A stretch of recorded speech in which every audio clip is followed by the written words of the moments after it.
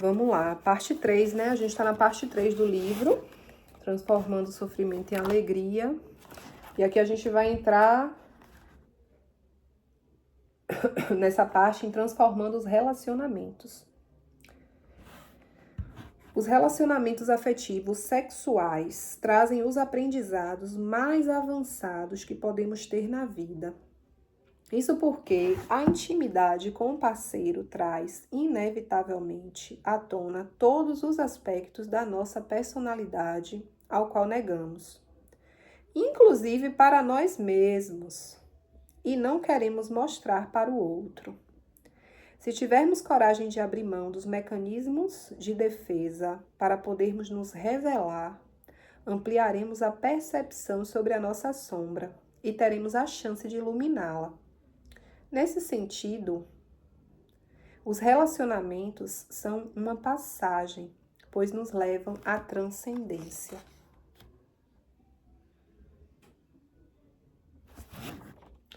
Bonito ele falar disso, né? Do que os relacionamentos, eles são uma passagem, pois nos levam à transcendência. E quantos de nós temos uma dificuldade absurda de abrir mão de relacionamentos, né? E de compreender que relacionamentos podem ser passageiros e tá tudo bem. Que nem todo relacionamento é para a vida toda e tá tudo bem, né? Porque na nossa cultura, na nossa visão, até mesmo nas nossas religiões de fundamento, relacionamento sempre teve que ser para a vida toda, né? Então nós crescemos vendo isso, aprendendo isso. Querendo ou não, virou uma crença, né? Mas não necessariamente. Às vezes a gente precisa viver um relacionamento passageiro mesmo, transitório. Às vezes a gente precisa passar por vários relacionamentos. E aí aquela alma que precisa de vários aprendizados, com várias pessoas diferentes, né? E a sociedade muitas vezes olha aquilo e julga e condena, principalmente nós que somos mulheres, né? Quantas vezes julgadas, condenadas, mal faladas, punidas. Por quê? Por termos, né, a ousadia de exercer a nossa liberdade de se relacionar. Porque geralmente quando é homem não tem problema, mas quando é mulher não pode, né? Então que a gente possa ir também olhando para tudo isso e começando a desmistificar isso na nossa mente. E perceber que cada relacionamento, não importa o tempo que durou, né? O relacionamento pode ter durado 10 anos, 50 anos, 1 ano, uma semana, não importa. Ele trouxe pra gente um aprendizado que nos levou a transcender algo, a mudar de nível, né? E se a gente vive os relacionamentos repetitivos, é porque a gente ainda não conseguiu absorver o aprendizado necessário. Porque quando a gente absorve, muda-se o jogo, muda-se o cenário. E o outro aprendizado já vem totalmente diferente. Nunca vai deixar de ter aprendizado, sempre vai ter. Sempre vai ter lições, sempre vai ter prova, sempre vai ter teste, mas não mais sobre aquele determinado tema ou assunto, né? Conforme a gente vai ancorando e integrando cada aprendizado. Deixa eu ver aqui o que foi que Luísa escreveu. Eu acho que alguém escreveu alguma coisa aqui.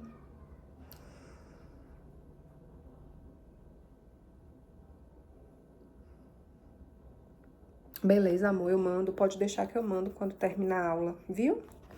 Fique tranquila, se acolha, toma um chazinho e vá descansar. A busca pelo amor exclusivo. Todos nascemos livres, porém, de alguma forma, com raras exceções, atravessamos a vida e acabamos morrendo como prisioneiros, cativos de condicionamentos mentais. Ao longo deste estudo, vimos que o ser humano, no decorrer da sua vida, irremediavelmente acaba criando uma armadura para sobreviver às intempéries da experiência no planeta, ou seja, aos choques de exclusão, abandono, humilhação e rejeição, principalmente aqueles vividos durante a infância. Em busca de obter amor exclusivo dos pais e, mais tarde, de parceiros em nossas relações afetivos sexuais, impomos a nós mesmos uma grande sorte de limitações. Pouco a pouco, por meio das experiências que vamos vivendo e das dores que vamos sofrendo, vamos construindo noções próprias a respeito do que é adequado ou não em sociedade, do que é certo e do que é errado em nós mesmos. Assim, surgem as regras, disciplinas e todo tipo de treinamento que visam nos enquadrar dentro daquilo que é considerado correto. O resultado desse processo doloroso é um enorme distanciamento da nossa espontaneidade e da nossa liberdade. Aqui eu vou abrir um parênteses bem rapidinho para lembrar vocês. Eu não sei se eu já compartilhei no grupo nosso do Telegram o PDF do livro As 5 Feridas Emocionais. E eu também não sei se todas vocês já leram esse livro. Mas quem não leu ainda, eu peço que tente, né, associar a esse estudo que a gente está fazendo, tá? Tem o PDF lá do livro do Curando a Ferida, que é incrível. Eu já terminei de ler, né? Você compartilhou no grupo da Ayahuasca. Perfeito. Eu vou mandar no Telegram também. Os dois, tanto o que Lulu, né, compartilhou, quanto esse das 5 feridas emocionais. Porque são livros que eles ajudam, né, a gente entender melhor e até mesmo exercitar melhor aquilo que é proposto nesse que a gente está estudando juntas, tá bom? E aqui Siriprembaba, até a fala dele, quando ele fala aqui dessas feridas, né? Exclusão, abandono, humilhação, rejeição, traição. Tudo isso tá lá nas 5 feridas emocionais. Daí, quando a gente vai estudando aqui, a gente vai conseguindo abrir melhor esse leque e compreender mais profundamente, viu? Sair da superficialidade. Então, eu aconselho, se vocês tiverem dificuldade de ler, tem um aplicativo gratuito, eu esqueci o nome. O que eu tô usando agora é pago. Mas tem um gratuito que eu usei muito tempo. Vou tentar lembrar o nome. Que vocês podem colocar, ele se transforma em áudio. Aí vocês podem ficar ouvindo enquanto vocês fazem as coisas em casa. As máscaras do submisso, do agressivo e do retraído. No livro das 5 feridas emocionais, ela fala exatamente com essa roupagem, as máscaras, né, que a gente utiliza. Porque para cada uma das 5 feridas vão existir 5 máscaras, 5 couraças, tá? A partir desses condicionamentos, as mais diversas máscaras são criadas. Aqui ele vai falar de 3, tá? Uma das mais comuns é a do conformista, que faz com que a criança se torne um adulto obediente, que se enquadra facilmente nas regras impostas pela sociedade. Em oposição a essa, existe a máscara do rebelde, um marginal em relação àquilo que está sendo traçado como o caminho correto. Outra máscara pode ser a da indiferença, aquele que está acima de tudo isso. Tipo assim, eu não sou submissa, eu também não sou rebelde, eu tô acima, mas na realidade eu tô indiferente, né? Eu não tô respondendo à vida. Nesses 3 casos, estamos falando de mentes completamente fixadas no outro. O outro se torna o ponto de referência. Assim, você se torna completamente dependente do outro, pois sua vida gira em torno da tentativa de fazer com que ele o reconheça. O que seria da máscara do rebelde sem o outro contra quem se rebelar? Nesse jogo, as máscaras estão a serviço de tentar forçar o outro a lhe dar alguma coisa.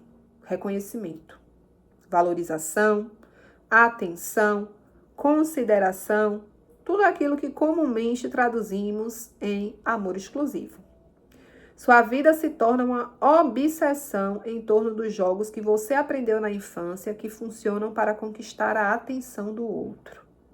Sem perceber, você se coloca como vítima desses padrões. Você se torna um escravo da necessidade de agradar. Esse modo de agir se torna tão automático que você acaba acreditando que essa é a sua natureza. E com isso, não compreende por que se sente tão depressiva, angustiada, irritada e incompleta. Você está tão identificada com essa máscara que não percebe que a raiz do desconforto é justamente o fato de não poder ser você mesma.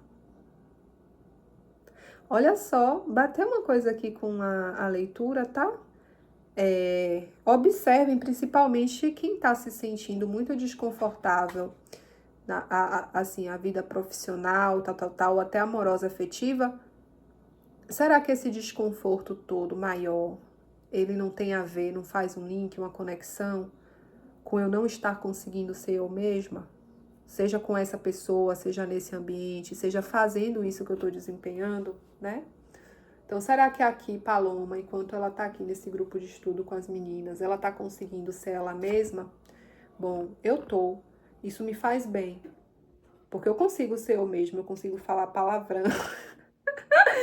Eu consigo falar minhas merdas sem ter que me preocupar se o que é que vocês vão achar com isso.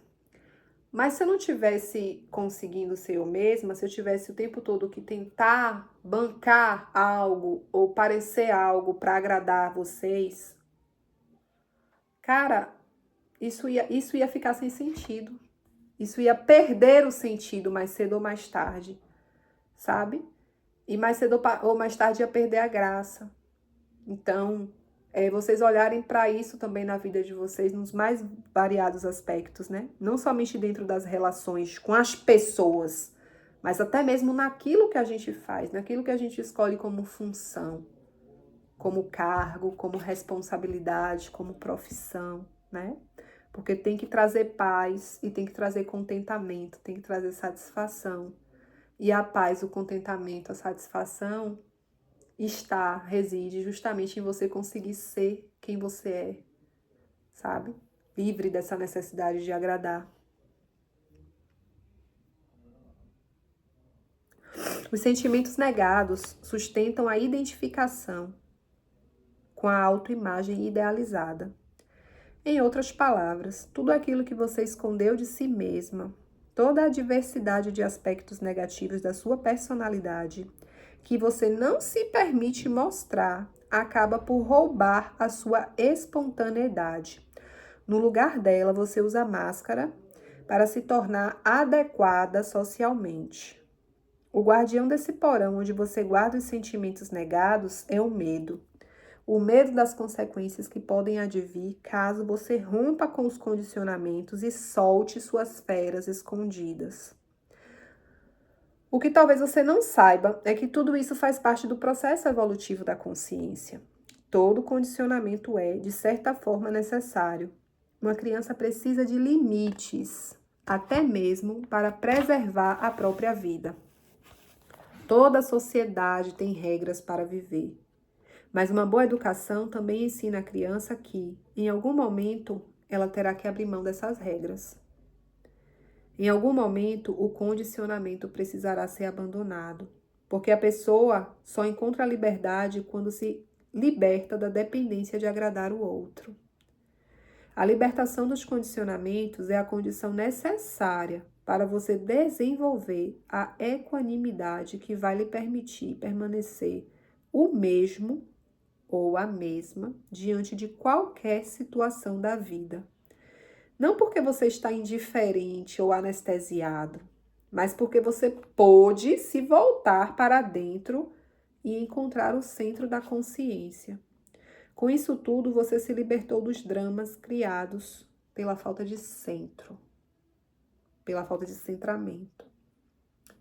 E aqui o que chega é que, assim, antes de empreender qualquer mudança a nível de tipo assim, por exemplo, eu tô aqui agora, né? Nesse grupo de estudo com vocês. Aí cancela, eu não tô conseguindo me sentir eu mesma. Eu tô me sentindo altamente desconectada, né, da minha essência, fazendo isso. Antes de abandonar o barco e de dizer assim, vou abrir mão disso aqui, vou fazer uma outra coisa. É válido, interessante e muito mais proveitoso em termos de aprendizado que eu tente de todas as formas implementar minha verdadeira essência aqui, enquanto eu ainda estou realizando isso aqui, entende? Então, isso vale para qualquer ambiente de trabalho, para qualquer situação, até mesmo dentro dos relacionamentos afetivos. Nossa, eu gosto de uma pessoa, eu convivo com uma pessoa, mas eu não consigo ser eu com essa pessoa. Eu tenho que mudar de relacionamento? Eu tenho que procurar alguém com quem eu consiga ser eu? Não. Você tem que exercitar, é com essa pessoa mesmo, é nesse lugar mesmo onde você tá. Porque o universo, ele faz tudo certo, ele coloca você no lugar onde você tem que estar, a hora que você tem que estar para fazer o que você precisa fazer, né? Então não vai adiantar nada você mudar de pessoa, porque é aí onde vai, meu amor, que Deus te acompanhe. Boa noite, bom descanso. Porque aí é nesse momento onde você realmente consegue realizar a mudança que você precisa, né?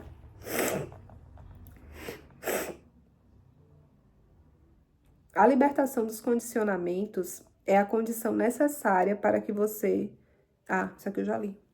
Enquanto não encontra o seu centro, você permanece identificado com um falso centro, que eu costumo chamar de máscara, na qual está impresso tudo aquilo com que você se identifica. A máscara é uma falsa imagem criada inconscientemente na tentativa de esconder o que consideramos defeitos ou problemas. Ela está a serviço do eu inferior, encobrindo suas maldades, ou melhor, aquilo que você considera ser as suas maldades. É importante fazer aqui uma ressalva sobre o termo maldade. Nesse nosso estudo, quando eu digo maldade, eu me refiro a um mecanismo de defesa que resulta em um comportamento ignorante e destrutivo em relação aos outros e a nós mesmos. Todo ser humano desenvolve esse mecanismo em resposta a experiências de dor do passado, na tentativa de amortecer e prevenir dores futuras. Quando essas camadas de proteção são removidas, a verdadeira natureza do ser se revela. Portanto, neste livro, esse termo não possui nenhuma conotação moral, assim como lhe é atribuído em certas tradições religiosas e pela própria sociedade, que consideram a maldade uma transgressão pecaminosa que requer punição. Aqui, a maldade é vista apenas em sua natureza terapêutica, ou seja, como um sintoma de uma dor negada. Então, terapeuticamente falando, a maldade é vista como um sintoma de uma repressão, né? A pessoa ali reprimiu a dor, ela negou o que estava doendo nela, só que a dor permanece ali dentro e ela acaba se tornando uma pessoa que pratica más ações, más condutas. Ao mesmo tempo que a máscara serve como um mecanismo de defesa para não entrar em contato com a própria realidade interior, a máscara é completamente dependente do outro para se autoafirmar. Se você está identificada com ela, se a máscara é o seu centro, você se torna uma mendiga de atenção. Sua vida se torna um tremendo esforço para fazer, olhar e amá-lo exclusivamente. Você está o tempo todo tentando forçar o outro a amá-la. Você desperdiça sua vida numa guerra inútil, porque está tentando provar para o outro que você é a máscara. A vida então se torna um baile de máscaras.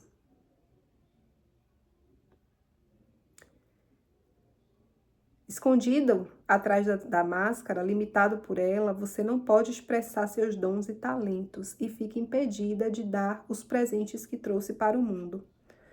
Mas esses dons e talentos são justamente os canais para a manifestação do seu eu superior.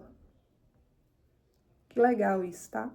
Se quiser anotar, os nossos dons e talentos são os canais de manifestação do nosso eu superior.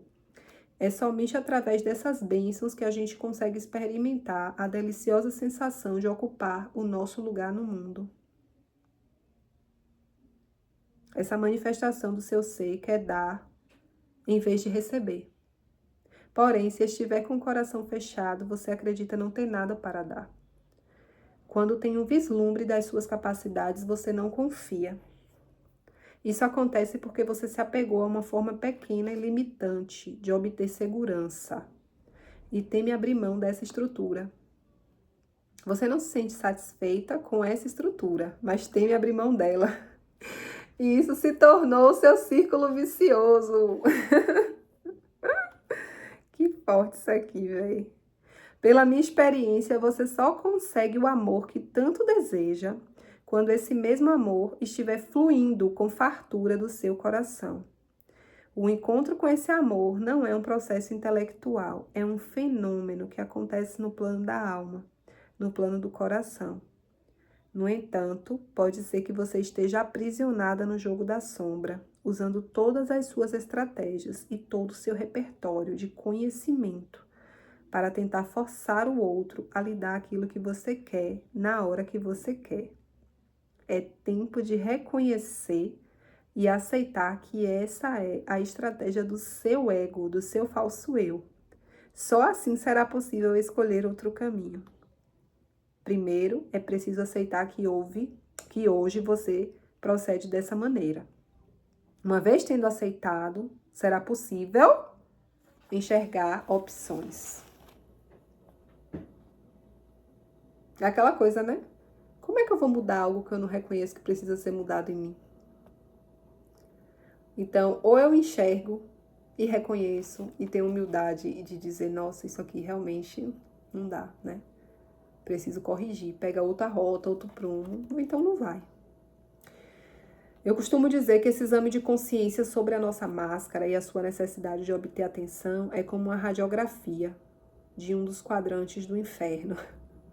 Se você está procurando sair desse estado de aprisionamento, movido ou não pela dor, é porque começou a acordar e já está podendo ir além dos condicionamentos, das crenças e do conhecimento emprestado, para assim poder manifestar a sua verdadeira natureza.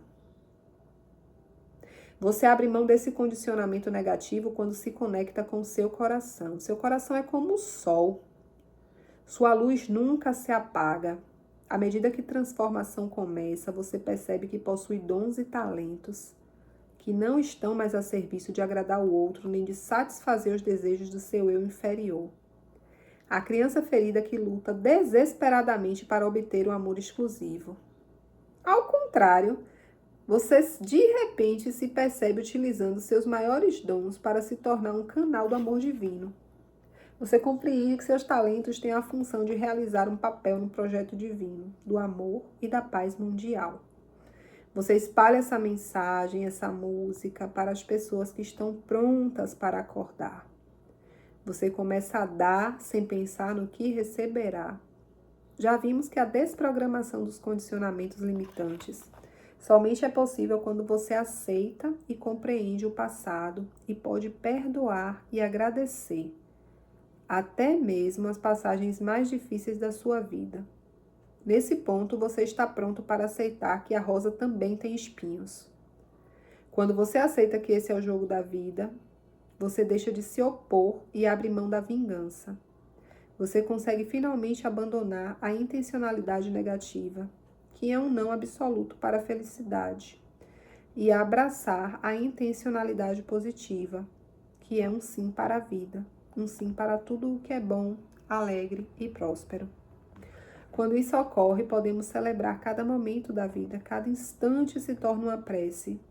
Resgatamos então a sacralidade de viver, o espírito sagrado de estarmos encarnados em um corpo, vivendo essa experiência no planeta Terra. Eu desejo do fundo do meu coração que você possa acordar desse sonho, que o faz acreditar que aquilo que procura está fora de você. Tudo aquilo que você procura está dentro de você. A fonte de todo amor é o seu coração. Mas, para encontrá-la, você tem que estar disposto a ficar consigo mesmo. Você tem que estar disposta a meditar. Você tem que estar disposta a realizar essa grande aventura que é desvendar os mistérios do coração. Ao despertarmos do sonho, abrimos o campo para que os outros que estão ao nosso redor também despertem. E isso acontece naturalmente. E é nesse momento que você realmente pode ajudar. Você precisa ter algo para oferecer. E somente uma pessoa feliz pode ajudar a outra. Eu escrevi aí no chat, vê aí o que eu escrevi. Misericórdia. Parece que estava meio conectado com as coisas da leitura. Eu senti. Não tudo, mas algumas coisas assim, fazendo link. Eu juro pra vocês que eu não tinha lido não, viu? Esse capítulo aqui antes, pra dizer assim, foi armação. Se teve armação, foi do plano espiritual. Não tenho nada a ver com isso. Meu Deus do céu. E você já faz isso, né? Ai, Tipo, amiga, com teus será? Tem talentos. horas, eu não sei não, viu? Tem horas que eu penso assim, será Eu que eu acho que sim. Tá no caminho certo já. digo, será? Várias pessoas já me disseram isso, né? Mas eu tenho uma sensação ainda que eu não tô na plenitude desse caminho não, viu? Que eu ainda tô meio longe da plenitude. Eu posso ter Mas começado o caminho, mas tipo assim, eu ainda não me vejo tendo chegado, não. É como se ainda tivessem dons e talentos aqui, ainda reprimidos, que eu ainda preciso me desfazer de algumas máscaras, né? Para poder conseguir acessar isso e colocar no mundo. Eu acho que se papai me deu 10 dons e 10 talentos, eu devo estar exercitando aí só um deles. você tava falando e eu me lembrando que eu tinha a síndrome da impostora. Eu Sim. sabia, eu sabia que eu já tinha. Aí a primeira consulta com a psicanalista, ela identificou. Aí eu falei com Nossa. ela, eu até estudei, ela falou, olha, interessante, como você já, né, já tem uma consciência assim. E aí você falando isso agora, eu me lembrei. Você falando antes e vinha à tona, assim, sabe, na minha mente, a síndrome da impostora. Meu Deus, preciso trabalhar para me livrar disso. E você falando aí Sim. agora que só tem 1%, só tá no 1%, foi, sei lá, alguma coisa Eu assim. tenho essa Será impressão. que Será? Eu não sei se eu tô errada, mas eu tenho essa impressão. Que eu ainda tenho muitas mas coisas para despertar, de potencialidades que eu não utilizo, porque eu ainda tô com muitas máscaras aqui que precisam ser arrancadas, né? mas o importante é que já começou, né? É, não dá para desistir. E assim, eu me sentia muito E se assim, você, Cacau, no e se começo. você está no começo, imagine quando estiver no auge. Pensa aí a potência dessa mulher. Mas eu vejo muito isso depois dos 40, não sei por quê. Eu não consigo me ver assim agora, não. É como se eu ainda tivesse aí mais uma década de preparação, no mínimo. Porque a preparação nunca tem fim, né? A gente vai morrer se trabalhando, a gente vai ficar velhinha. Eu mesmo quero morrer velha. Se papai quiser me levar mais cedo, tudo bem, mas eu quero morrer depois dos 100. Então eu me vejo ainda aquelas velhinhas gagá, estudando, lendo, sabe? Fazendo cursos. Perfeito. Ativa. E é isso. E essa coisa da síndrome da impostora, eu acho que todo mundo tem um pouco. Todo mundo carrega isso um pouco de. A gente, porque isso está muito correlacionado, no meu ponto de vista, com aspectos da nossa autoconfiança e da nossa autoestima, né? Então, na infância, a gente teve nossas feridas e cicatrizes, né? Que feriram a nossa autoestima e a nossa autoconfiança. Então, hoje, você olhar para você no espelho e reconhecer o seu valor, é muito mais fácil você reconhecer o valor do outro. Tipo, agora, você reconhece o meu valor, você consegue enxergar em mim coisas que eu mesma sou incapaz de enxergar, né? Potencialidades, tal e tal. Por quê? E por que que eu consigo enxergar em você coisas que você não é capaz de enxergar, né? Justamente por conta dessa ferida. Então, a nossa autoestima foi abalada, a nossa autoconfiança foi abalada. Automaticamente, a gente assume esse lugar da síndrome da impostura. Eu costumava dizer, foi muito engraçado, que uma vez eu recebi um convite para fazer parte de uma situação, na época que era uma parceria, mas também não ia dar certo, foi até um livramento, né? Mas eu recebi na época e a pessoa dizendo para montar, né? E trabalhar junto, tipo uma clínicazinha de terapeutas holísticos. E aí eu disse assim, velho, eu não vou não. Ah, Paloma, mas você não trabalha com os cristais, que não sei o que. Eu falei, sim, eu trabalho, eu faço, mas é um trabalho muito intuitivo. E eu não tenho ainda nenhuma formação, nenhum certificado. E eu sinto que eu preciso ter um certificado, que eu não vou querer atender ninguém sem ter um certificado. Aí uma das pessoas falou assim pra mim, mas o que é um certificado? E realmente faz sentido, né? O que é um certificado? Se tudo isso que hoje a gente tem acesso já foi disponibilizado pra gente em algum tempo, em alguma linha de tempo, e se tudo isso já é memória que está armazenada aqui dentro. Então, se a gente fez um curso de Reiki, se a gente fez um curso de Theta Healing, a gente só fez relembrar coisas que a gente já praticou muito no passado. Fato, né? Mas a gente precisa de um certificado e às vezes a gente precisa de vários cursos. Porque senão a gente não consegue. Porque na realidade, entende que isso tem a ver com as máscaras também? É o agradar o outro, é o mostrar o outro. O certificado não é para você. O certificado é para o outro. Né? Então, se eu tenho um espaço, como eu tive, né? Aí sempre a espiritualidade disse, Paloma, atende em casa. Seu atendimento tem que ser online, viu? Não fica acostumando as pessoas ao atendimento presencial, não, porque você é atendimento online e você é para estar em casa, trabalhando de casa, home office.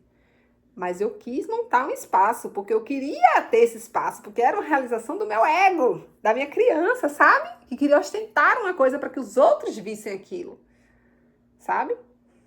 Então, são lugares de autoafirmação, a gente buscando se autoafirmar.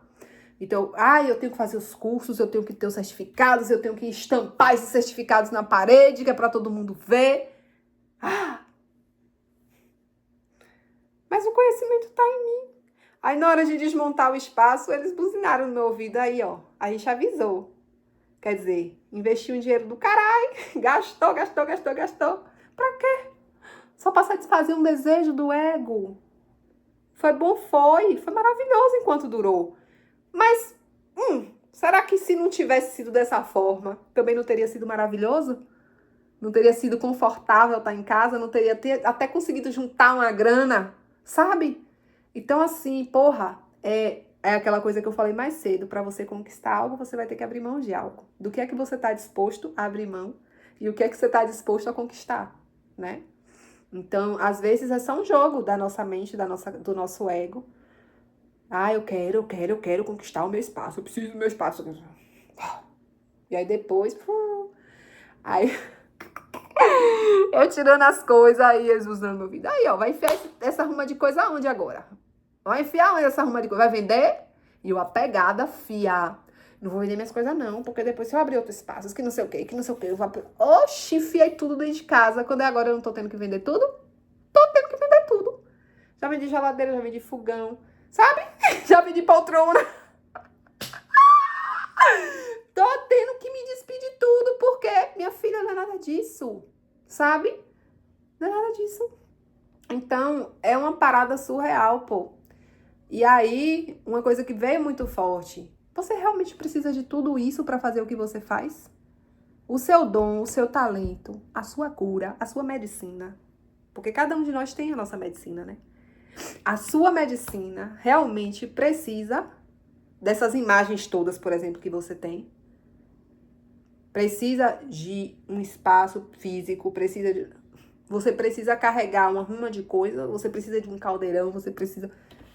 Minha filha, nem disso aqui você precisa. Porque isso aqui já está dentro de você. Se você sair sozinha pro meio do mato, eles me falaram isso, inclusive, falaram isso quando eu tava em mudança pra cá, trazendo as coisas do espaço pra minha casa.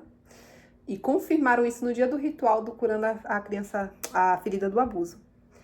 Eles falaram assim pra mim, se você sentar aqui, se colocar em estado meditativo, você realiza todo o ritual sem precisar acender um caldeirão, sem precisar acender uma vela, porque é você. Entende?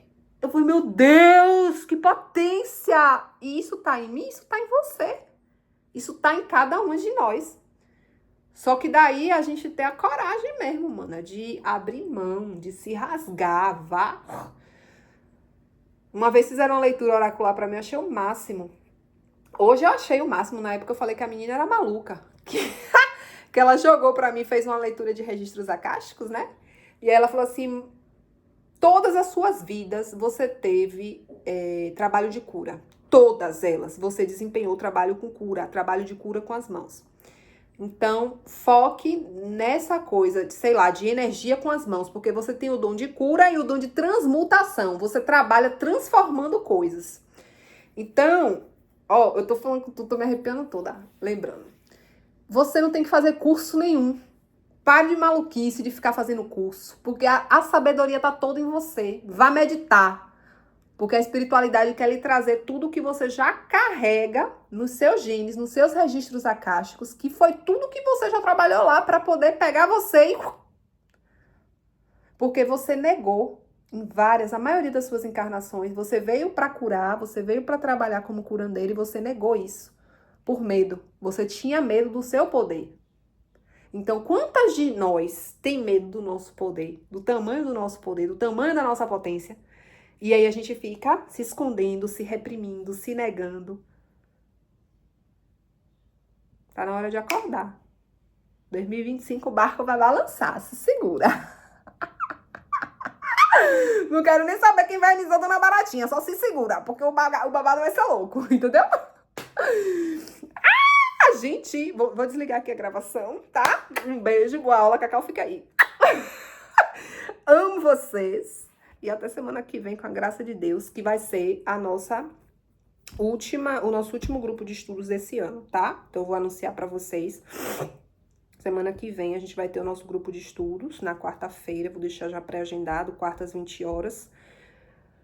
E aí a gente dá uma pausa pra um descanso e retorna em janeiro, tá? Na segunda ou terceira semana de janeiro. Eu vou olhar o calendário e deixo certinho pra vocês o período de pausa lá no grupo. Um cheiro. A Palomia também precisa descansar, né, amor? Né?